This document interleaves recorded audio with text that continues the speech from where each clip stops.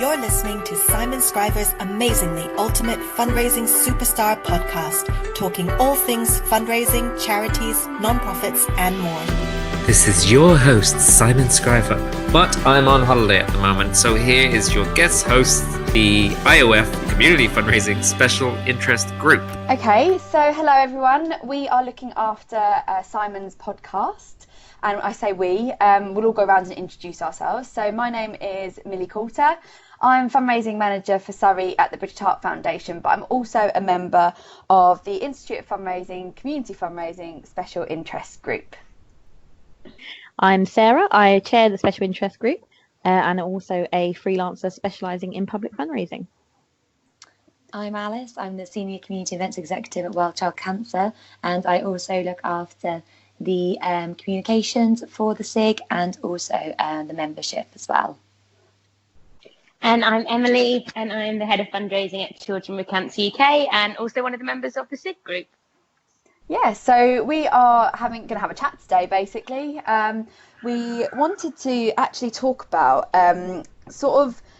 first of all, being an introvert in a community fundraising world, so that would apply to me for definite. But also moving on from that, talking about bringing your authentic self to fundraising and to your work, and how that can develop relationships better with your volunteers and supporters, but also how it can help you connect with colleagues as well. Who wants to kick it off? I think you should kick us off, Millie.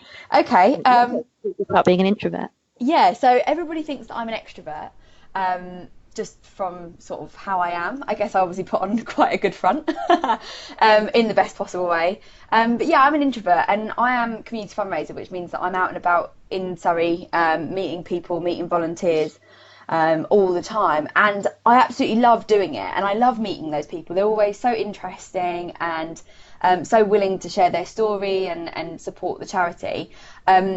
But I do find personally that if I've had a week where I've had a lot of meetings and a lot of out and about, I find it quite tiring. So, you know, sometimes I really yearn for maybe those days or weeks where I'm actually in my office doing some desk-based work, which is why being flexible and sort of working from home actually really works for me, because even if I've had meetings, I then don't have to kind of go back to an office where there's other colleagues, and as lovely as the company is nice sometimes, that space, that headspace for me really works. So I don't, you know, fundraising, community fundraising and fundraising in general is quite a sort of exhausting, tiring profession in many ways. So I think it is important to be able to take that time for yourself, even if it is while you're still doing work. Are any of you guys introverts, or are you all extroverts? I'm definitely an extrovert. Yeah, I think I'd say I am too, to be fair. I definitely am as well. I think anyone who has met me would know that as well. But I definitely find I'm getting a few more introverted tendencies as I'm getting old. I say older, you know, relatively speaking.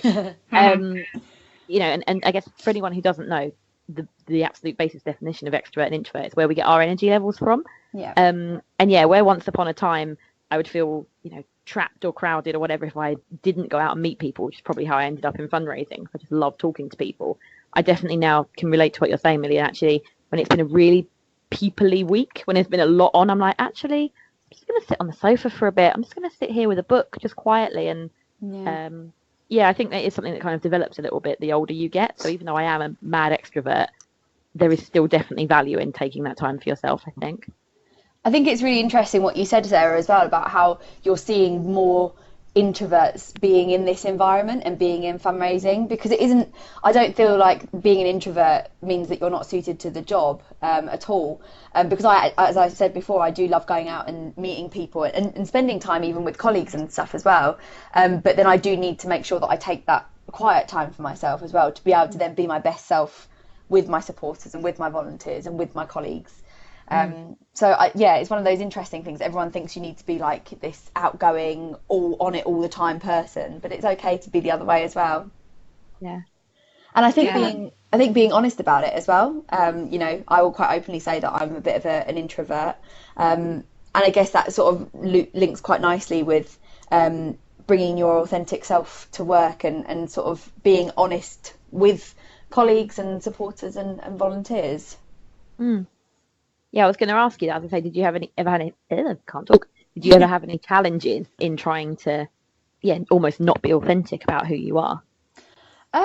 I haven't personally. I'm quite open and upfront with my volunteers about what I like, what I don't like, and actually, I've always found that I think they relate to that. It's almost like they can tell when you're telling the truth or not, and being honest then builds that relationship. And at the end of the day, most forms of fundraising are about building those relationships, and actually having that strong base means that I know who I can ask and what I can ask to certain volunteers and supporters because I know who they are and they know me.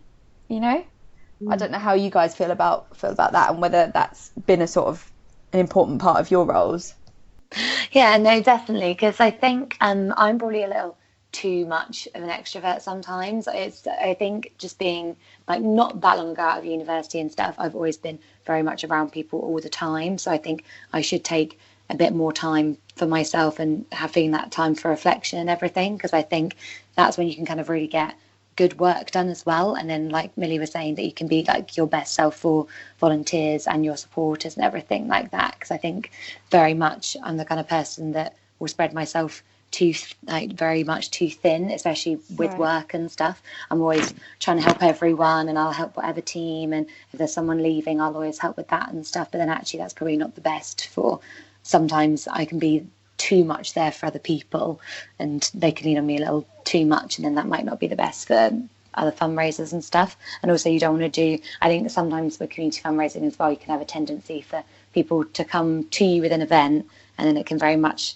end up being an event that you're leading on because you've helped them so much, which isn't always, obviously you can't help everyone all the time. So I think I'm very much trying to learn now that kind of a bit more of that balance and everything, and not being so quick to jump forward to help for everything, because otherwise you do feel like people can drain on you a little bit, and obviously you want to do the best for your charity and your cause and everything. So I think I could learn a lot from just taking that time to reflect and work by myself, and then put myself out there again.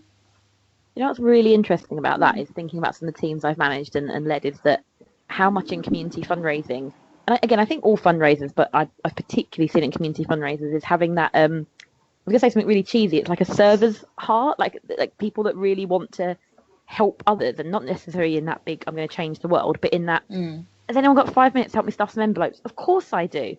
Could anyone go and meet that supporters while I'm doing? Of course I can. It's that kind of course I can.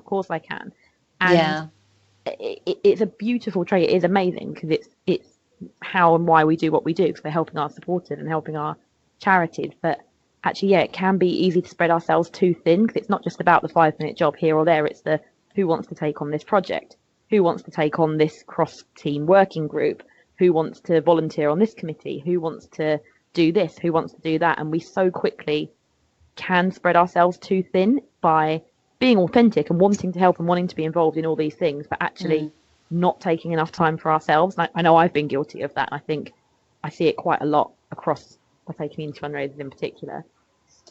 I guess another question to think about, what other ways do you find that you bring your authentic self to work, whether that's with your colleagues or whether that's with supporters and volunteers? Is there anything in particular that you think that you do that really shows who you are and your personality at all? We've done quite a lot of the different personality tests within our teams, just so we all understand like who everyone is, how they work, what they, what their strengths are, what their overplays are. I think that's been really kind of useful for us as a team, to really get to know each other and know how we should approach people and how people like to work.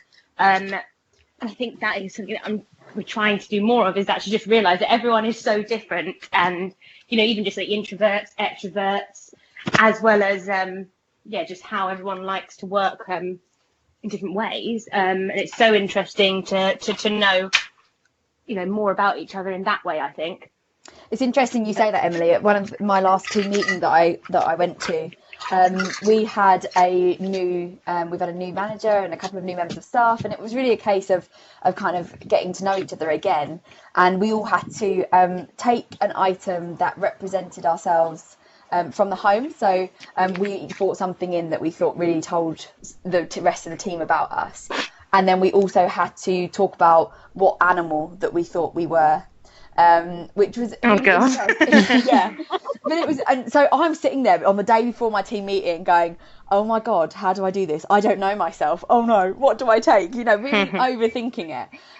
But actually it was a really good way to sort of see how everybody perceives themselves, because obviously we have our own perception of our team members, and it's really interesting to see how they perceive themselves, and that gives you a massive insight into how they think and who they are as a person in a lot of ways. So it was really interesting.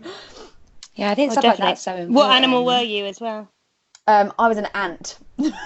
I would not have called you an ant. Well, I was kind of going hardworking. Yeah, I was kind of going for the hardworking. My husband said to me, "Oh, you're very strong for a small person," so I went for that.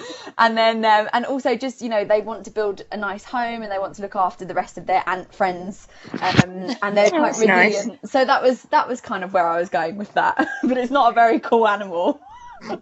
It's the explanation that I think is the most hysterical. I think that's like the most authentic as well. Like when you say ant, you think, oh, like a little small, you know, busy thing, and then actually when you explain the, you know, your thinking behind it, like, oh yeah, that does perfectly fit you. Yeah, that makes a lot of sense.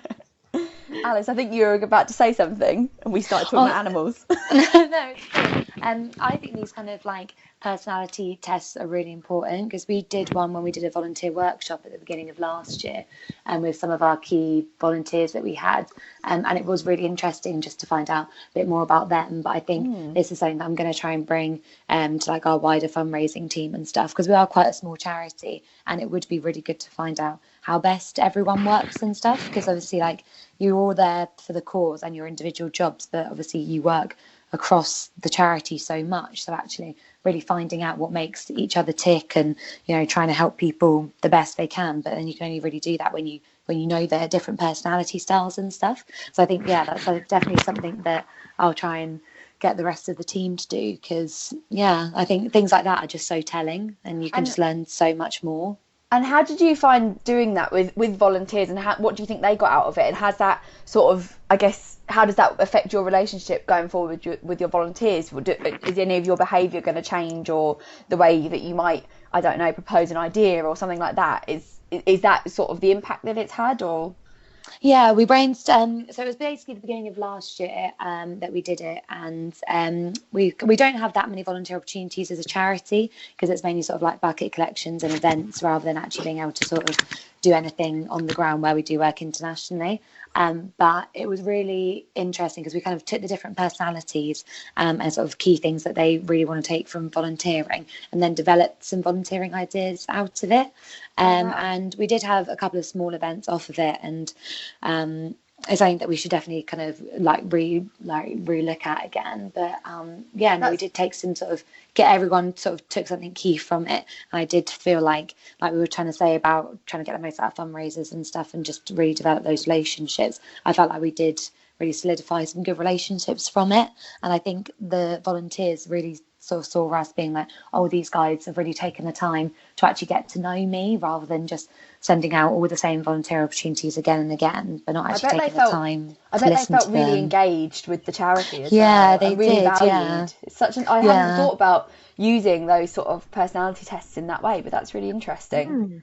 Yeah, I think with like sort of like key fundraisers that keep coming back, and key volunteers and stuff that you know that you want to have those long-term relationships with, and that can obviously then be your key faces in your communities and stuff. I think it's really important, because then then they'll become, you know, those lifetime supporters that we all want. Yeah, and you can have. Sorry, carry on. And then tailor the messages about how they're how their money's gonna help in such a nice way. If you know that there's someone that's actually quite stats and facts driven, obviously you don't always want to be only stats and facts. You want to still appeal to them emotionally, but you know that when you're announcing a big campaign saying this year we helped 10,000 people because of supporters, that will really appeal to that person. Whereas someone else just wants to know about the amazing one person that you help. Like, it just helps you tailor everything a little bit more and makes everything personalised, which is the more you can do that in fundraising. Yeah, it's great, isn't it? It must make them feel so special. I guess another way that we can also sort of bring our authentic self to our relationships with supporters is through the use of social media. Do you guys use social media in your day jobs for communicating with supporters and updating sort of everybody? Do you kind of have your own Facebook pages and stuff, or is that not something that you guys do? Yeah, in our fundraising team, we have charity Facebook pages, like Emily, Children with Cancer, Roth kind of one. Yep. And we noticed that made huge differences to be able to like get better relationships with the fundraisers, communicate them in a different way, and it really helped drive up income actually. Really? Okay, that's interesting. Yeah, we utilised it loads for the London Marathon. Yep. And it was great. Like they were answering each other's questions on there. People were like bigging each other up and giving them different tips and hints for fundraising and training. People were like meeting up externally, like not just through our kind of regular meetups as well. And then the year we introduced it, income, shot up. So it was really great to see that something like that was having an impact. And what about, like, I guess another question is, in terms of the staff that have those Facebook pages, do they interact on a more personal level? So I know, for example, sometimes on my Twitter or on my Facebook page that I have for work or Instagram, sometimes I will put up, I don't know, photos of my dog, for example, or just something a bit more personal, rather than it being all about work and all about other opportunities. Is that something that you do and encourage, or is that something that you haven't thought about before?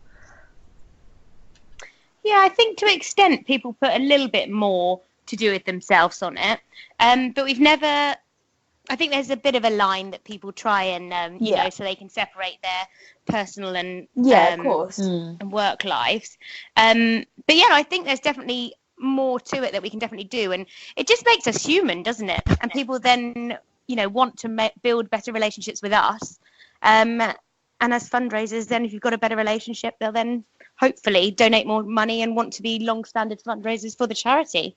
Yeah, definitely. I use my Twitter account. My Twitter account has always been like a mixture of both. Like I use it for work and everything else. It's a bit different to Facebook because it is, I think, so fast-moving. You don't tend to get into immense detail about things. Yeah. So I'll tweet about the SIG stuff. I'll tweet about my charity. I'll tweet about cats, whatever else it might be.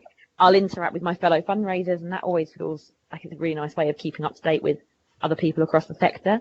Lots of members of my fundraising tribe there on Twitter, but I also do use it in my roles. So there was a last charity I was at, actually, there was a lady who'd recently signed up as a volunteer. She was highly engaged. She'd been really, really heavily involved on the charity's Twitter page. But obviously then as individuals, we saw that as well. And she came into the office one day and we were like, "Oh, you're that lady from Twitter." And she was like, "Oh my God, everyone knows me already." Like, "No, it's a really lovely thing." We got to know her really well, and she got to know us really well as well. So she went from being a brand new volunteer to being really heavily engaged and a really important part of the network and an important asset to the charity, because everyone got to know her personally on Twitter really quickly, and she got to know us. So that was a really nice example, I think, of being human, Emily, like you were saying. Yeah. I think it is really important. Like I completely agree with what Emily was saying about there being a line between sort of personal and professional as well. You want to still be seen as the fundraising manager or whatever your role title is to your volunteers, but equally I think they really appreciate it when you do bring personal stuff to work. Like I know that when I go out to my branches and groups, last year I got married and they were all like, "Oh, how was it?" They were all so lovely and they wanted to hear all about it because they saw me as a person and not just as their fundraising manager. And because at the end of the day, that's what we expect from them. We expect to see their personality and for them to share their stories, and whether it be to do with the cause or not, we are expecting them to have a relationship. So I think it must be really hard if you're quite shielded all the time, I guess, about what you're, or trying to be overly careful about what you're saying. I mean, there's definitely a line, but just having common sense, isn't it? It's fine to share your pet updates or that you're getting kind of thing, but you might not necessarily invite them to the wedding. Exactly. Need a hell of a lot more might chairs. not be there in the front row. We love you supporters that listen to this, we do, but yeah, no, it's true. I just think that having that personal, it just makes more effective relationships, I think. You just get a lot more out of people, I think, if you show that like you're being honest and, like you say, like your true self and everything. And then, because obviously we are asking volunteers and fundraisers to give up a lot, like, you know, their free time and all these different things. So if we're not kind of being our honest self with them, then how can we get the most out of them back and stuff? So I think so it's nice to have that two-way street as well. And I know a lot of our team are like genuinely like good friends with some of our fundraisers as well, and it is just nice because obviously you all very much care about the same cause, so it is nice to have that honesty. And carry on. Oh, I was going to say, on the same basis though, how about with your teams and your Oh colleagues? my gosh, I was literally about to say the same thing. Oh, sorry. No, that's good. Okay, I mean, I think that I'm fairly open with my team, and you know, I like them to know a bit about my life, so then we can all understand, you know, I guess external pressures and not just about the job. You know, I think it's really important as team members to know what's going on, you know, to a certain extent, so that you're there to support if they need it. You know, whether it be if they've, I don't know, their childcare's run out, or, you know, they need extra help doing some emails or something, you know, because you know their circumstances, you can, and a bit more about them, you can kind of offer that level of help. But also it's really nice, you know, to be that honest and sort of authentic about yourself and being a genuine person. And you guys might have seen, I've just been away for a couple of days with my other colleagues, my other community fundraising colleagues, and at the beginning of the first day of the conference, we were given the name of another member of staff in the team, and we had to think of 3 words to describe that member. And if we didn't know them, we had to kind of go and find out a bit more about them, whether that was through talking to them or their teammates. And then the following day, our whole activity revolved around those 3 words that we'd chosen for our colleague, and we ended up presenting each other with these really lovely key rings that had these 3 words on them. And it was just such a nice way to, again, find out how you've been perceived. You know, and it was such a positive sort of way of celebrating everybody in the room, and that is because we're all quite honest and open. Otherwise we wouldn't know anything about anybody else. I think that's really lovely. I think that's like, we had a team away day recently, and we had to answer some sort of key questions about ourselves, and like did a similar thing, like presented to the rest of the team and that. But our team's quite close anyway, because we're in an open plan office and there's really not that many of us. So I feel like we're maybe a bit too honest sometimes, but generally very like supportive and everything of each other and stuff. But I think it's nice, and I think obviously you spend all day every day, well I do anyway, obviously people who work remotely are different, but I sit with like the same people day in day out, so I do feel like it is nice that we do have that very much open relationship. I was about to pick up on your point, Alice, actually, because obviously you do work in an office, and do you guys, Emily and Sarah, you work in offices, don't you? Yeah. Well, yeah. And then freelance, and my office tends to be wherever whoever I'm meeting that day. So coffee shop, my sofa. So a little bit of both. Yeah. So I'm a remote worker. So coming together and sort of meeting my colleagues, etc.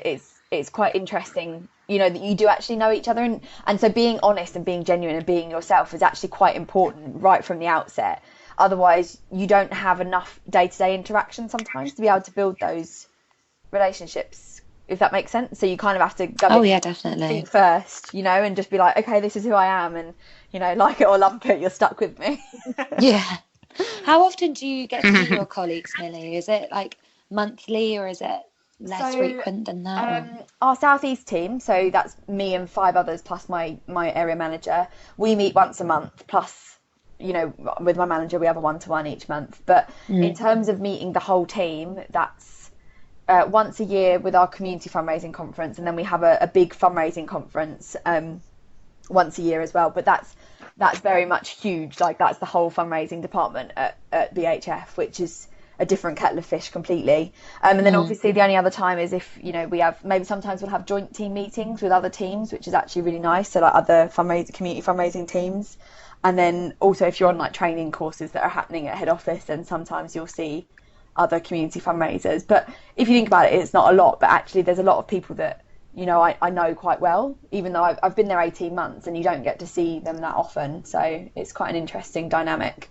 We use Skype a lot, so we have Monday calls on Skype, and we have, with the Southeast team, we have a WhatsApp group. So, and that's very much a case. Yes, we can ask work questions on there, but it's very much a case of sort of, sometimes we'll be sending silly gifs of dogs and, you know, saying good morning to everybody and catching up on you know, TV and stuff that we've all watched, you know, because that is important. That's an important part of being part of the team, if that makes sense. Yeah. Knowing who you are.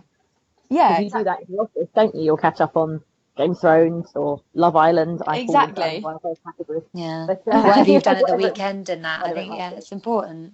Yeah, so it is all about sort of making sure you make that effort, I think, particularly if you work remotely. But then equally, you know, it's just as easy to kind of distance yourself from people, even in an office. You know, you can be that person that just stays and sits at their computer all day and doesn't join anyone for lunch, and, you know, it's easily done. So, yeah, it's an interesting one. But I do think it's very important to bring your authentic self to this job, you know? Yeah. Yeah. I was having a ponder about that. I was thinking about when was the time I was like my most, or possibly one of my most authentic self at work. And the thing that always springs to my mind straight away was back when I worked in an international development charity. Me and my peer, we were jointly heading up the team when our head of wasn't there. And we were doing a team away day, team planning session. And we'd asked everyone to bring the stories of the people that we'd worked with that inspired them the most. And we were both quite similar, me and my colleague, and we were retelling the stories, and they were quite emotional stories, like in a positive way, in that kind of inspirational, powerful way. And both of us started crying, telling our stories, and then we set each other off. Oh. And we were just there in front of our whole team, who were looking at us, being like, these are our managers, these are our leaders. Like, okay, should I just be crying in the... None of them said this. You could just sort of read it on their face a little bit. And we owned it, and we were like, actually, guys, this is fundraising. You know, actually, the stories that we're telling and the people that we're working with don't provoke an emotional response. I'm not saying stand here and cry every time, but, you know, this is how powerful this story was, and this is what it meant to me, and that is why we're here and what we're doing. So as we go into our next sessions and talk about the budgets and the plans and the numbers, let's always keep bringing it back to this and why we're here. And that for me is about, you know, being your authentic self. You know, I do get quite not overly emotional, but, you know, I do. I love hearing the stories people my charity are supporting.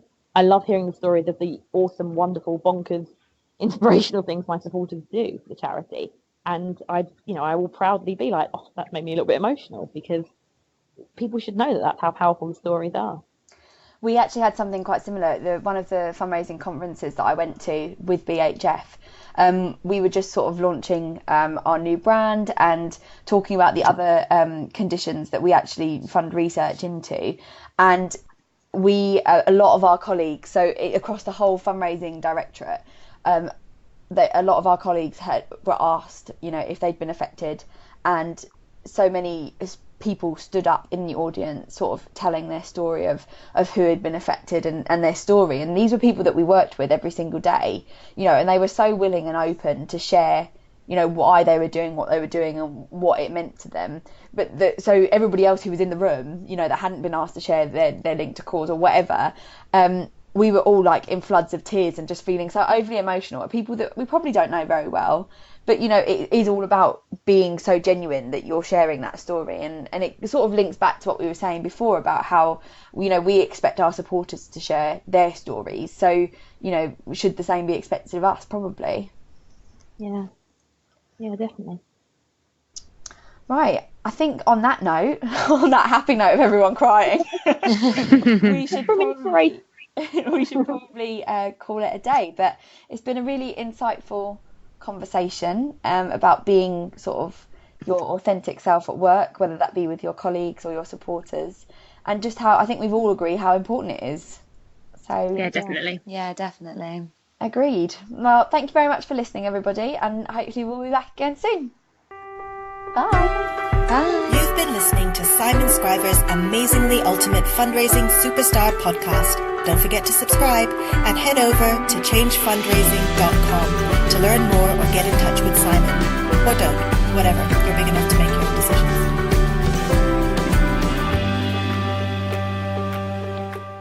Hello, this is Morgan Freeman. For discounts on Simon's best-selling online fundraising courses, go to www.changefundraising.com/training and use coupon code podcast.